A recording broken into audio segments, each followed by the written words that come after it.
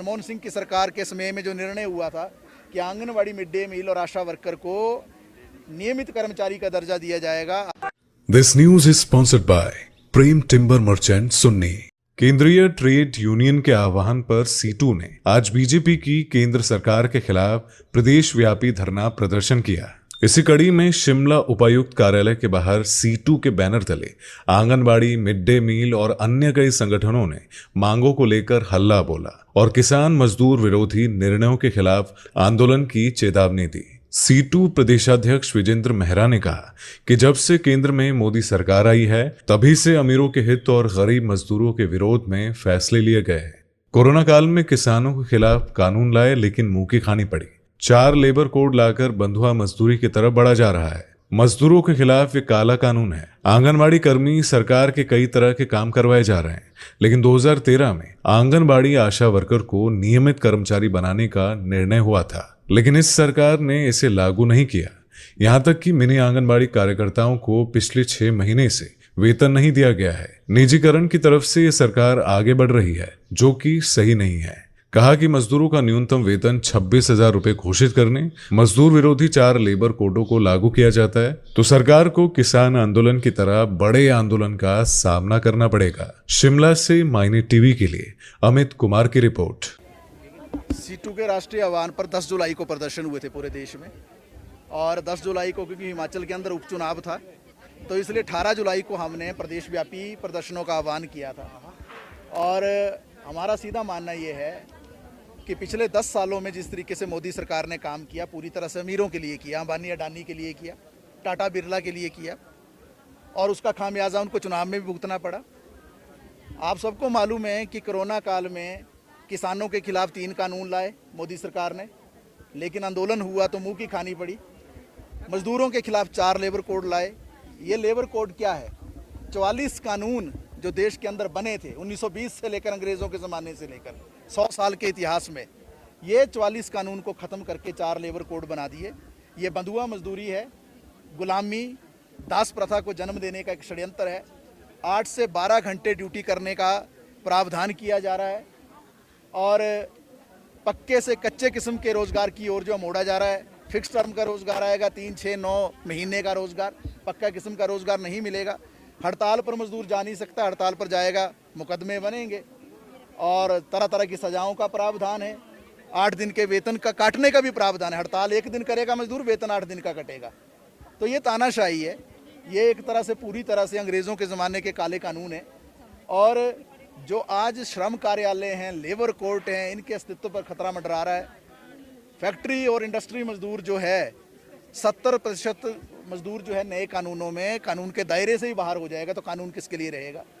दूसरी तरफ हम देख रहे हैं कि जो देश के अंदर एक पूरी रीढ़ की हड्डी के रूप में गांव-गांव में काम करने वाले जो हमारे योजना कर्मी हैं, आप जानते हैं जो आंगनवाड़ी के कर्मी हैं, कड़ी मेहनत करते हैं, 2500 तरह की योजनाओं को सरकार की धरातल पर उतारते हैं, घर घर ले जाते हैं। जो वर्ष 2013 में मनमोहन सिंह की सरकार के समय में जो निर्णय हुआ था कि आंगनवाड़ी मिड डे मील और आशा वर्कर को नियमित कर्मचारी का दर्जा दिया जाएगा, आज 11 सालों के बाद भी मोदी सरकार वो दर्जा नहीं दे रही है, उल्टा बजट घटाया जा रहा है। निजीकरण की साजिश है, वेदांता के हवाले करने की साजिश है, और जो है नियमित समय पर वेतन भी नहीं मिलता आंगनवाड़ी को। मिनी आंगनवाड़ी को तो 6 महीने से वेतन नहीं मिल रहा है। और दूसरी तरफ हम ये भी देख रहे हैं कि जो मिड डे मील की योजना का ही नाम बदल दिया, पीएम पोषण योजना कर दी, और उसमें डीबीटी की बात हो रही है, पैक्ड फूड की बात हो रही है, छटनी की बात हो रही है।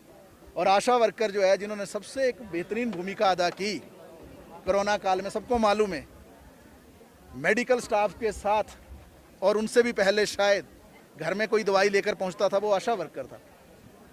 मैपिंग किसी ने की तो आशा वर्कर और आंगनवाड़ी ने की, लेकिन उनका वेतन भी इस तरीके से नहीं दिया जाता है। पूरा शोषण एक है। 26,000 रुपये वेतन की हम लड़ाई पूरे देश में मजदूरों के लड़ रहे हैं। आउटसोर्स के जो कर्मचारी हैं, जो ठेका मजदूर हैं, उनकी रेगुलराइजेशन का सवाल है।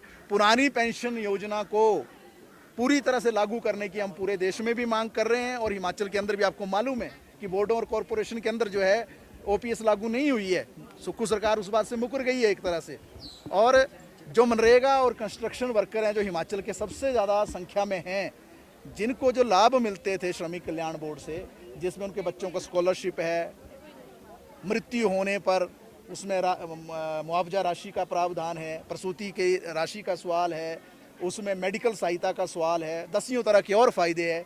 ये सारे फ़ायदे सुक्खू सरकार ने भी रोक दिए अगले दिन ही, जिस दिन शपथ ली थी। पहला निर्णय ये लिया था मजदूरों के खिलाफ, और आज आप देख रहे हैं लगभग 1.5-2 साल होते आए उसको बहाल नहीं किया है। तो ये सारे विषयों को लेकर जो है हम आज का ये प्रदर्शन कर रहे हैं, और पूरे हिमाचल प्रदेश के अंदर ब्लॉक और जिला मुख्यालयों में इस तरीके के प्रदर्शन हो रहे हैं।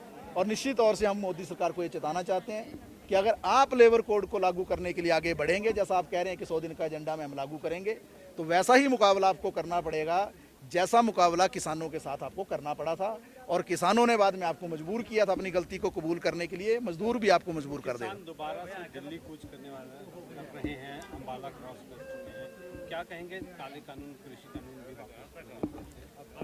निश्चित तौर से वो आपको मालूम है, पंजाब और हरियाणा हाई कोर्ट ने जो निर्णय दिया है वो लोकतंत्र की रक्षा की है। तानाशाही को एक तमाचा मारा कोर्ट ने साफ कर दिया ये सड़कें आपकी नहीं है, सरकारों की, ये जनता की हैं। अगर जनता अपने मांग को लेकर अगर लोकसभा के बाहर ना जा पाए, संसद के बाहर ना जा पाए, विधानसभा के बाहर ना जा पाए, तो जो राम मनोहर लोहिया कहते थे एक समय में कि अगर सड़कें वीरान हो जाएंगी तो संसद आवारा हो जाएगी, तो वो तो बिल्कुल निश्चित तौर से उस तरीके से देखने में आ रहा था 10 साल में कि किस तरीके से दबाया जा रहा था, कीलें गाड़ी जा रही थी, बैरिकेड खड़े किए जा रहे थे। और पंजाब और हरियाणा हाई कोर्ट ने निर्णय दे दिया कि आप बैरिकेड हटाइए और इनको जाने दीजिए। तो किसान भी अपनी मांगों को लेकर बढ़ रहे हैं दोबारा से दिल्ली की ओर। माना जाए कि सेंटर की सरकार कानून से भी ऊपर है और हाई कोर्ट, सुप्रीम कोर्ट से भी। नेचुरली है, हमारे देश का संविधान क्या हमें इजाज़त नहीं देता है क्या? आर्टिकल 19 देता नहीं है क्या अधिकार हमारे को सभा करने का, अभिव्यक्ति की आज़ादी का अधिकार क्या हमें देता नहीं है? वो क्या ट्रेड यूनियन एक्ट जो बना था 1926 में अंग्रेज़ों के ज़माने में, जिसके लिए बाद में भगत सिंह ने जो शहादत दी, बहुत कम लोग इस बात को जानते हैं, जो ट्रेड यूनियन का मजदूरों का जो कानून बना और अंग्रेजों ने उसको ख़त्म करने की कोशिश की, उसी वक्त जो है भगत सिंह ने बम गिराया था ना संसद के अंदर, उस वक्त केंद्रीय असेंबली के अंदर, और ये कहा था कि मजदूरों के कानून अगर ख़त्म होंगे, किसानों के कानून ख़त्म होंगे, तो अंग्रेज़ों को उसका मुकाबला करना पड़ेगा।